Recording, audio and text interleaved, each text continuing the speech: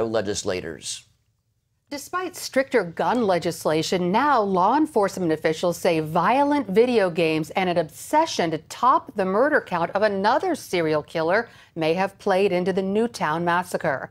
Adam Lanza killed 20 children and 6 adults at Sandy Hook Elementary School in December. CBS News reports 2 officials say Lanza wanted to surpass the body count of Norwegian killer Anders Breivik, who killed 77 people in 2001. Lanza reportedly chose Sandy Hook because it was the, quote, easiest target with the largest cluster of people.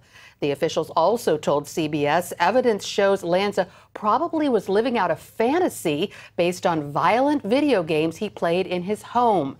They found a number of violent video games in a blacked out room in his basement where he reportedly spent hours playing them alone.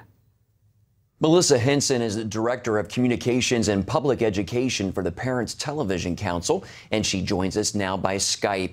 Melissa, law enforcement officials now say violent video games motivated Newtown shooter Adam Lanza. From your research at the PTC, is it a no-brainer that virtual violence can actually lead to the real thing?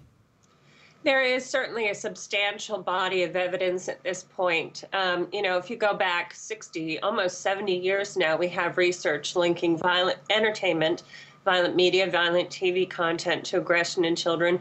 More recently, we've had not only psychological but even medical studies that have examined what happens to the brain when a child is playing violent video games. And what they're finding is that it represses the areas of the brain responsible for judgment, responsibility, and it excites the areas of the brain that sort of are involved in the fight or flight impulse.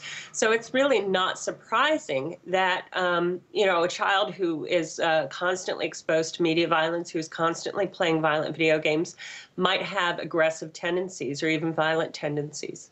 Law enforcement officials also reported that they found a number of violent video games in a blacked-out room in Adam Lanza's basement, where he reportedly spent hours playing them alone. I think a key word here, Melissa, is alone. What would you say is the role of parents in monitoring what video games their children and teens play? Yeah, I mean, certainly monitoring violent video games, the way video games are made these days, it's not like sitting down and watching your child play Pac-Man for 30 minutes. I mean, sometimes these games can take days and days and days to get through.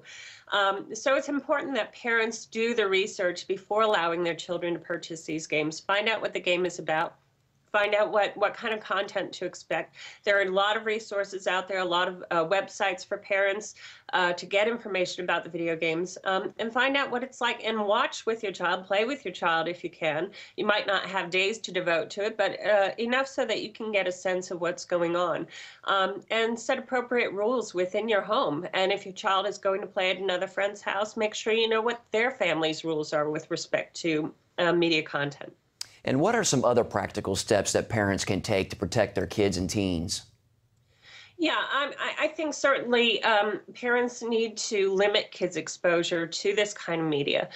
We often recommend getting the game consoles, getting the computers, getting the television sets, getting the entertainment centers out of the kids' rooms. Okay, Melissa Henson with the Parents Television Council. Thanks for joining us today and sharing this important information.